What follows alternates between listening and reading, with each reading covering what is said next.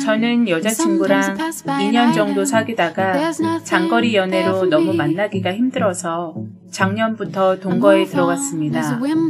여자친구는 부산 사람이라 서울에 아는 사람도 없고 마침 다니는 직장도 서울로 옮기게 되어 방을 따로 구하자니 사실 금전적으로 여의치 않았어요. 여자친구는 제게 내년에 우리 결혼도 할 건데 일단 같이 살자고 먼저 제안을 했었죠. 그렇게 해서 제가 살던 집으로 여자친구가 들어오게 되었어요. 동거 초반에는 정말 좋았습니다. 저도 회사 일 마치고 집에 들어오면 여자친구가 밥도 해놓고 빨래도 해놓고 혼자서 많이 적적했었는데 자고 일어나도 여자친구가 옆에 있다는 사실에 너무 행복했습니다. 마치 부부가 된 거나 다름이 없었던 거죠. 장거리 연애할 때 사실 차비도 만만치 않았고 찜질방이나 모텔에서 자는 것도 한두 번이지 사실 둘 다 지쳐 있었거든요. 그래서 결혼을 할까 생각도 해봤지만 저도 아직은 결혼 자금이 여의치 않았고 여자친구도 결혼은 1년 뒤에 하자고 해서 동거가 시작된 거였죠. 그렇게 알콩달콩 6개월 정도 시간이 지나다 보니 사람이 장점만 보일 수는 없잖아요. 서로의 단점이 점점 보이기 시작했습니다. 콩깍지가 슬슬 벗겨지기 시작한 거죠. 일단 혼자 살 때보다 생활비 부담이 커져서 여자친구에게 한 달에 20만원 정도만 보태달라고 말을 했어요. 그때 당시 여자친구의 월급은 약 300만원 정도 받고 있는 걸로 알고 있었거든요. 식비와 관리비 그리고 생활용품까지 확실히 둘이 쓰다 보니 금방 쓰게 되고 서로 일을 하다 보니 거의 밥을 시켜 먹는 일도 많았어요. 그래서 조심스럽게 생활비 좀 보태달라고 말을 한 건데 그냥 싫다고 하더라고요. 그래서 좀 서운하긴 했지만 좀 덜 쓰면 되겠지 하고 넘어갔습니다. 그런데 점점 시간이 지나다 보니 서로 자라온 환경이 다르고 생각의 차이도 많이 난다는 걸 느끼게 되었습니다. 여자친구는 저보다 5살 아래였고 툭하면 제게 미용사 일이 너무 힘들어서 그만두고 싶다고 투정 부리듯 늘 불평을 늘어놓더군요. 저도 퇴근하고 오면 집에서 편히 쉬고 싶은데 여자친구는 밤늦게 들어와서는 그때부터 술상을 봐와서 제게 하루 종일 있었던 일을 넋두리하기 시작합니다. 처음에는 토닥토닥 다독이며 사회생활 쉬운 게 어딨냐며 이야기도 들어주고 달래도 줬지만 매일매일 몇 개월째 이러니 저도 조금씩 지쳐가기 시작했고 정신적인 스트레스를 너무 많이 받고 있는 상태입니다. 그러다 한 달 전쯤 여자친구가 5천만 원만 빌려달라고 하더군요. 그래서 적은 돈도 아니고 이렇게 큰 돈이 왜 필요하냐고 물어보니 본인 이름을 건 미용실을 개업하고 싶다고 하더군요. 지금 근무하고 있는 미용실에 찾아오는 손님들이 대부분 자기 손님이라며 남의 미용실 배불릴 일 있냐고 하더라고요.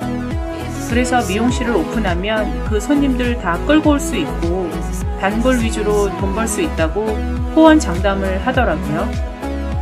처음엔 그래도 경력을 좀 더 쌓은 뒤에 개업을 하라고 만류도 해보고 못 들은 척도 여러 번 했습니다.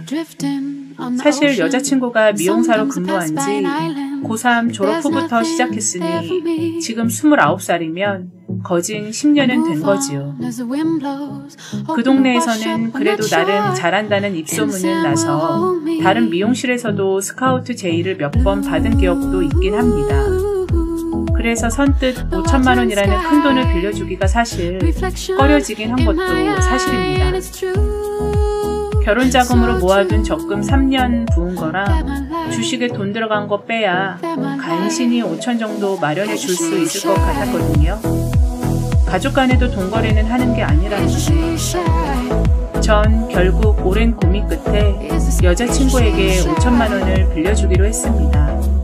물론 차용증도 작성했고 미용실의 한 달 매출의 10%는 제게 나누어 주는 조건이었죠.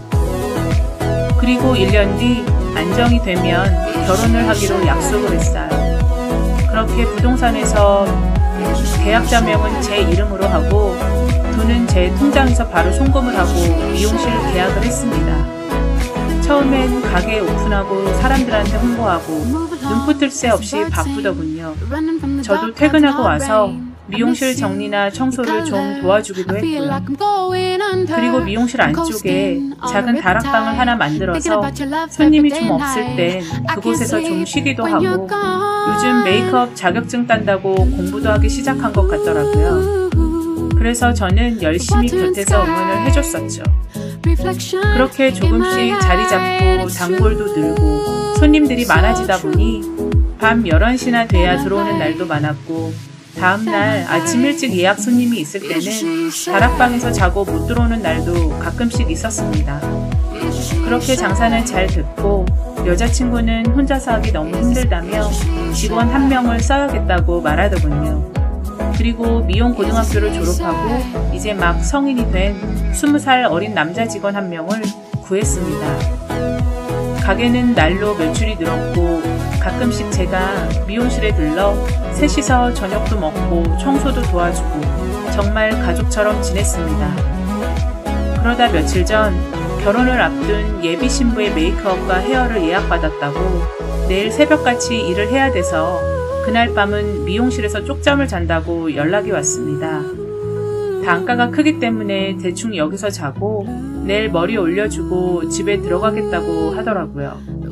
그래서 전 알겠다고 회신을 줬고 그날 저녁은 저도 회식이라 좀 늦게 집에 들어왔습니다. 날이 풀려도 아직은 밤에 좀 쌀쌀하지 싶어 미용실에 있는 여자친구가 좀 걱정이 되더라고요. 그래서 따뜻한 커피 한 잔 사들고 밤 12시쯤 미용실에 들렀습니다. 불이 꺼져 있어서 잠깐 어디 갔나 하고 미용실 비밀번호를 눌렀는데 번호가 안 맞는다고 소리가 나더군요. 그렇게 연속 5번을 틀리니 도어락 불이 그냥 확 꺼져버리더라고요. 그래서 저는 여자친구에게 전화를 걸었습니다. 전화벨이 안에서 들리더군요. 저는 여자친구가 방에서 잠들었나 싶었어요. 전화 소리는 계속 나는데 받지를 않더라고요.